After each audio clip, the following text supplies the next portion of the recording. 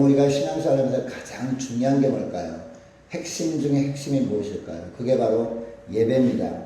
예배야말로 이 하나님의 은혜를 받기에 제일 중요하면서도 가장 효과적인 수단이기 때문입니다. 그렇기 때문에 예배를 드리지 않는 사람은 어떻게 보면 신앙에 감격이 없는 사람이다. 정말 주님을 만난 사람이니까 의심해 보아야 된다는 겁니다. 여러분, 하나님은 우리가 연약할 때 우리에게 힘 주시기를 원하십니다. 그런데 힘이 어디로부터 나오느냐? 바로 예배로부터 나오는 거예요. 이 하나님께서는 우리가 외로울 때 우리를 위로하기를 원하셨는데 그 위로가 어디서부터 나오느냐? 바로 예배로부터 나온다는 것입니다. 그리고 하나님은 우리가 길 잃고 방황할 때 바른 길을 제시하기를 원하셨는데 언제 우리 주님께서 어떻게 알려주시느냐? 바로 예배를 통해서 말씀으로 우리가 바른 길을 어떻게 어느 방향으로 가야 될지를 알려주신다는 겁니다. 이렇게 예배가 중요하다면 우리가 어떻게 예배를 준비해야 되느냐, 어떤 예배를 드려야 되느냐, 이것을 오늘 본문은 이야기하고 있습니다. 오늘 본 말씀을 통해서 주님께서 이사야 선지자를 통해서 두 종류의 예배를 말씀하시죠. 하나는 죽은 예배, 또 하나는 살아있는 예배. 여러분, 죽은 예배와 살아있는 예배가 무슨 의미일까요? 죽은 예배는요, 하나님이 받지 않으시는 예배. 아무리 화려하게 예배를 드린다 할지라도 하나님의 받지 않으신다면 여러분, 그 예배가 살아있는 예배라고 할 수 있습니까? 죽은 예배라는 거죠.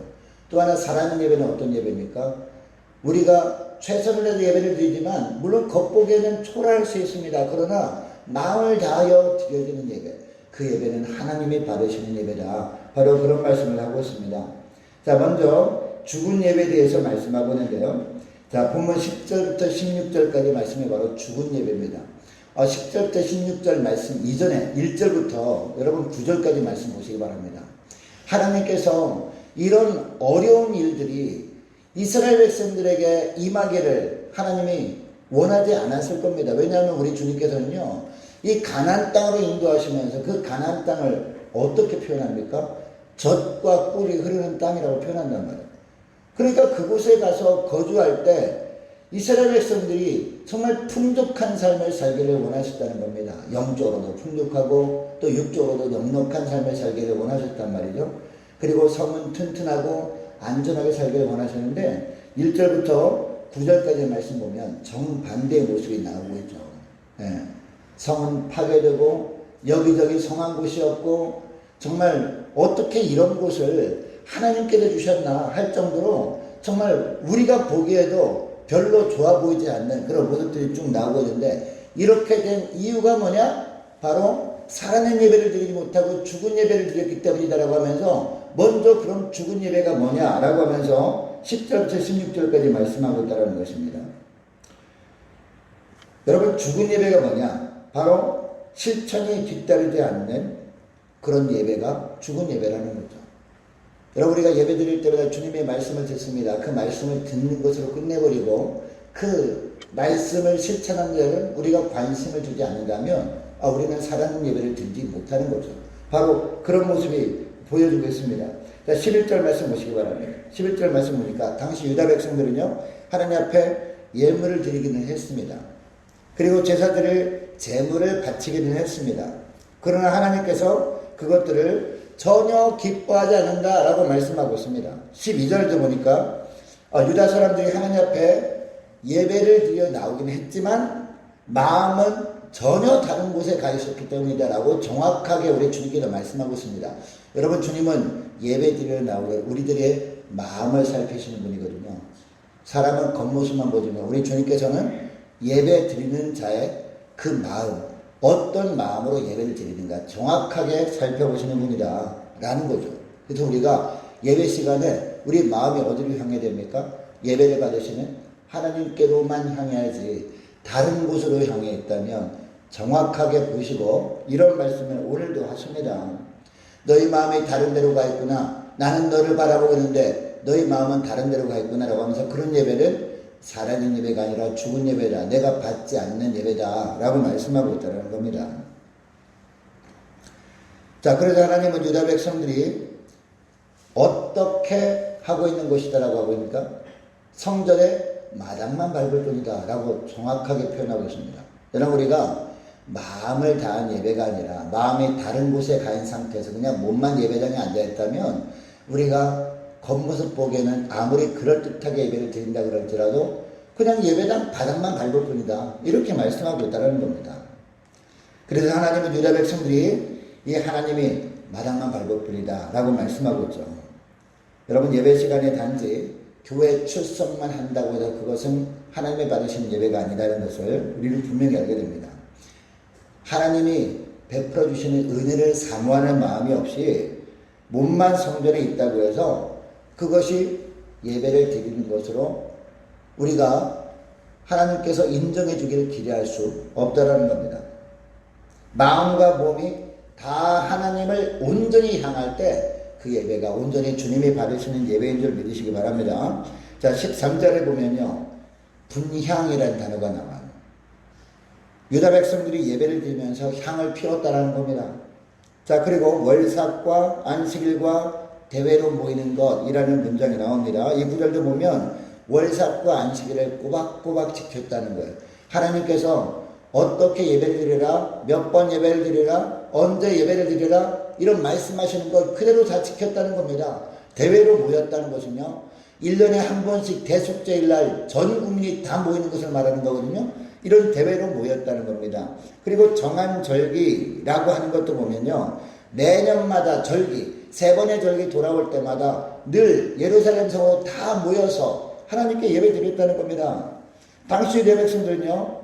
정말 예배 드리는 일에는 둘째 가라면 서러울 정도로 열심인 사람들이었다는 겁니다. 누가 보더라도 이방인들이 보더라도 야, 저 사람들은 맨날 예배만 드리나 할 정도로 예배 드리는 모습은 정말 어떻게 보면 최고의 모습을 보이는 것처럼 느껴졌다는 겁니다. 자, 그러나 우리 주님께서 뭐라고 합니까? 우리 주님께서는요. 성의로운 부모이면서도 악을 행하는 것을 결코 견딜 수 없다라고 말씀합니다. 14절도 보면요. 하나님의 마음이 유다 백성들이 하는 행동을 싫어하신다라고 합니다. 계속해서 15절 말씀을 보면요. 유다 백성들이 어떻게 해도 하나님이 받지 않으신다? 손을 펴서 기도한다 할지라도 그 당시에요. 기도할 때 그냥 서서 손을 하늘에 높이 들고 막 기도했다라는 거죠. 오늘날도 보면 간절히 기도하는 분들 보면 손을 하늘로 높이 들고 막 기도하지 않습니까? 아무리 그렇게 모습이 거룩해 보인다 할지라도 그 마음 가운데 하나님이 원치 않는 것이 가득한 상태에서 기도한다면 하나님은 그 마음을 보시고요. 그런 기도는 듣지 않으시겠다라고 말씀하고 있다는 겁니다. 왜냐하면 하나님께 기도하는 그 손에 피가 묻었기 때문이다 라고 합니다. 여러분이 피가 묻었다는 것은 무슨 얘기입니까? 바로 죄악에 가득하다는 것. 그 마음 가운데 죄악에 가득한 상태에 있으면서 기도한다고 해서 그 기도가 하나님 보좌 앞에 상달되지 않는다라고 말씀하는 거예요. 더 구체적으로 말하면 하나님은 유다 백성들이 드리는 예배를 왜 받지 않으신다고 하느냐? 16절 17절 말씀이에요. 자, 16절 17절 말씀 보니까 유다 백성들이 예배를 열심히 드리긴 했습니다만 그 삶이 하나도 변화가 되지 않았기 때문이다라는 거예요. 마음이 더러웠어요. 하나님 보시기에. 그리고 하나님의 목전에서까지 악을 행했습니다. 그리고 공의를 행하지 않았어요. 여러분 하나님은 공의로운 분이잖아요. 그러면 우리가 날마다 삶 가운데 우리가 날마다 주 앞에 나가서 주님의 보혈로 정결케 된 가운데 우리의 손과 발이 예수님의 손과 발이 되어 살아가야 되거든요. 이게 공의를 행하는 삶인데 전혀 그런 삶을 살지 않았다는 겁니다. 자, 그리고 고아와 과부를 없인 여겼다라고 합니다. 학대받는 자를 도와주지 않았다라고 이야기합니다. 한마디로 삶의 진실은 완전히 빠져버린 형식적인 예배만 드렸다. 그러니까 그런 예배를 드리면서 하나님께 나와서 하나님 저를 받아주십시오라고 기도한다고 해서 그런 기도를 하나님이 들으실 수 없다라고 말씀하고 있다는 거죠. 여러분 우리의 기도를 하나님이 듣지 아니하시면요. 우리의 삶이 어떻게 되겠습니까? 열매가 정말 하나님 보시기에 합당하지 않은 열매만 맺힐 것이고 그 결과적으로 우리의 삶 가운데 어떤 일이 벌어지겠습니까? 고난과 환난과 시련이고 이게 바로 1절부터 9절까지 말씀의 내용인 거죠. 그러면 하나님께서 기뻐하시는 예배는 어떤 예배냐? 하나님 보시기에 살아있는 예배가 기뻐하는 예배죠. 하나님이 보시기에 살아있는 예배는 그럼 어떤 예배나 변화가 동반된 예배라는 겁니다. 이런 예배를 드리기 위해서 우리는 어떻게 해야 되느냐? 18절 초반부터 보니까 간단하게 말씀드리면요. 하나님께 나아갈 때 솔직해야 된다는 거예요. 여러분, 하나님은 우리의 속마음까지 들여다보신다고 우리가 안다면 우리 하나님 앞에 나와서요. 우리가 다른 사람의 눈치를 보면서 그냥 다른 사람에게 정말 부끄럽지 않게 하기 위해서 그냥 거룩한 모습처럼 보이면 안 된다는 거죠. 하나님 앞에 솔직해야 된다는 겁니다. 이게 18절 초반부에 나오는 오라 우리가 서로 변론하자라는 단어의 뜻입니다. 여러분, 오라 우리가 서로 변론하자. 누가 하는 말입니까? 하나님께서 예배자에게 하시는 말씀 아니겠습니까? 하나님 앞에 정직한 마음으로 나와서 솔직하게 그 속마음을 털어놓으라는 겁니다. 우리가 하나님 앞에 정직하게 서면 우리 자신이 진짜 모습을 비로소 볼 수 있게 되거든요. 형식만 있고 내용이 없는 예배를 드리는 우리의 진면목을 언제 발견할 수 있느냐? 하나님 앞에 나올 때마다 솔직한 모습으로 나오는 거예요. 그리고 솔직하게 내 마음을 보여드리는 거예요. 그러면 우리 주님께서 깨닫게 하신다는 거죠. 내가 그동안 예배를 잘 드린 줄 알았는데 내가 드렸던 예배가 하나님이 받지 않으시는 예배였구나. 솔직한 예배가 아니었구나 라고 우리가 깨닫게 되어진다는 거죠. 우리가 얼마나 흉악한 죄인이며 얼마나 불의한 사람이었는지 우리가 분명히 알게 되는 비결이 뭐라고요? 하나님 옆에 나올 때마다 솔직해지는 겁니다. 여러분, 사람 눈치 살필 필요 없다는 겁니다. 누구 시선만 생각하면 돼요? 하나님의 시선만 생각하면서 우리가 예배 나올 때마다 솔직하게 하나님께 아뢰면 되는 거예요. 솔직하게 내 모습을 보여드리면 되는 거예요. 이게 중요하다는 겁니다. 그리고 두 번째는 18절 후반절에 나오는데요. 두 번째는 뭐냐? 하나님께서 우리를 변화시킬 수 있음을 믿어야 한다는 겁니다. 이 세상 그 어떠한 누구도 우리를 변화시킬 수 없습니다. 우리 자신도 우리를 바꿀 수 없어요. 작심삼일이란 말에 결단한 것들. 그러나 하나님께서는 예배를 통해서 말씀을 통해서 나를 변화시킬 수 있다는 믿음을 가지고 나오는 것. 이게 중요하다는 거예요. 이 18절 후반절부터 보면 너희 죄가 주홍 같을지라도 눈과 같이 희어질 것이요 진홍같이 붉을지라도 양털같이 되리라라고 하지 않습니까?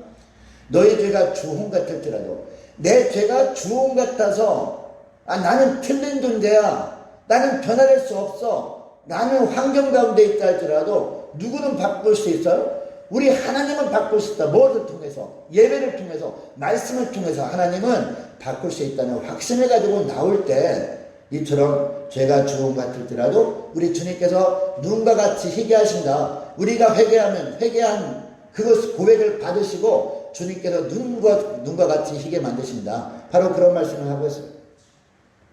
그리고 우리 주님께서 말씀하시죠. 진홍같이 너희 죄가 붉을지라도 양털같이 되리라. 주님이 하실 수 있다라는 겁니다. 여러분, 주님은 우리를 바꿔놓으실 수 있는 분입니다. 우리 주님은 우리를 변화시킬 수 있는 분입니다. 이것을 확신하면서 주 앞에 나올 수 있는 저와 여러분 되시기를 축복합니다. 그리고 마지막 하나는 19절 20절 말씀인데요. 19절 20절 말씀은 무슨 말씀이냐? 예배를 통해서 하나님께서 하나님의 뜻을 말씀하시면 어떻게 해야 돼요? 그러면 순종해야 된다는 거죠. 자, 19절 20절 말씀 보시기 바랍니다. 너희가 즐겨 어떻게 하면? 순종하면. 순종하는 것이 중요하다는 겁니다. 예배를 드렸으니까 나 예배 드리니까 됐다라고 하면서 그걸로 끝내버리면 안 된다는 거예요. 예배를 드렸으면 그 다음에 어디로 나가야 돼? 순종의 길로 나가야 된다라는 거죠. 너희가 즐겨 순종하면 그냥 순종 한 번 했으니까 됐다라고 그냥 만족하지 말고 즐겨 순종하는 게 뭡니까? 계속해서 말씀이 떠오르면 그 말씀에 순종하고 또 말씀이 떠오르면 그 말씀에 순종하고 이렇게 하는 거죠. 너희가 즐겨 순종하면 땅의 아름다운 소산을 먹을 것이고 지금까지는 엉망진창인 예배를 드림으로 말미암아 하나님께서 고난과 시련을 주셨지만 지금부터라도 즐겨 순종하면 회복하게 될 것이다. 땅의 아름다운 소산을 먹게 될 것이다. 바로 그런 말씀을 하는 거 아니겠습니까? 그러나 너희가 거절하여 배반하면 무슨 얘기예요? 죽은 예배를 드리면 그런 얘기예요. 하나님이 받지 않으신 예배를 드리면 그런 얘기란 말이에요. 너희가 거절하여 배반하면 어떻게 된다? 칼에 삼키우리라. 여호와의 말씀이니라 라고 하고 있습니다. 여러분, 여기 칼은 누구의 칼일까요? 그 당시에는요 바벨론의 칼입니다. 예. 여러분, 유다가 바벨론에 망한 이유가 뭡니까? 예배가 실패했기 때문에. 오늘날도 마찬가지입니다. 오늘날 여러분 예배 먼저 성공해야 우리의 삶 가운데 주님의 은혜가 임합니다. 예배 실패하면 우리 삶도 엉망진창이 되어버리는 거예요. 여러분 이것을 기억하고 무엇보다 우리가 새벽 예배뿐만 아니라 공예배뿐만 아니라 가정에서 가정 예배도 그냥 형식적으로 띡 드리고 말면 안 되는 거예요. 예배 드릴 때마다 우리가 영과 진리로 예배를 드려야 되는 거예요. 그래서 우리 주님께서 이 사마리아 수가성 여인에게 말씀하는 거예요. 너희가 진짜 예배를 드릴 때가 오니 곧 있더라. 너희가 영과 진리로 예배를 드리기다. 이 말씀을 한 겁니다. 여러분 이것을 기억하고 예배 드릴 때마다 예배에 먼저 성공할 수 있는 저와 여러분 되시기를 축복합니다. 무엇보다도 영과 진리로 예배하는 저와 여러분 되시기를 주의 이름으로 축복합니다. 자, 오늘 말씀을 기억하면서 함께 기도하기 원합니다. 오늘 말씀을 기억하고 기도할 때 이렇게 기도했으면 좋겠습니다. 하나님 예배 드릴 때마다 저희를 죽은 예배를 드리고 이제 산 예배를 드리고 있는데 우리가 바르게 분별하게 하시고 하나님 죽은 예배를 드리고 있다면 회개하게 하시고 하나님 이제는 살아있는 예배 주님이 바라시는 예배로 날마다 드릴 수 있도록 도와주옵소서. 함께 간절히 기도했으면 좋겠습니다. 하나님 예배를 통해서 저희들을 변화시켜 주옵소서. 하나님 주 앞에 나올 때마다 솔직하게 우리의 마음을 주 앞에 보여드리기를 원합니다. 하나님 주님이 변화시켜 주실 것을 믿고 순종하게 하여 주옵소서. 간절히 기도하면 좋겠습니다.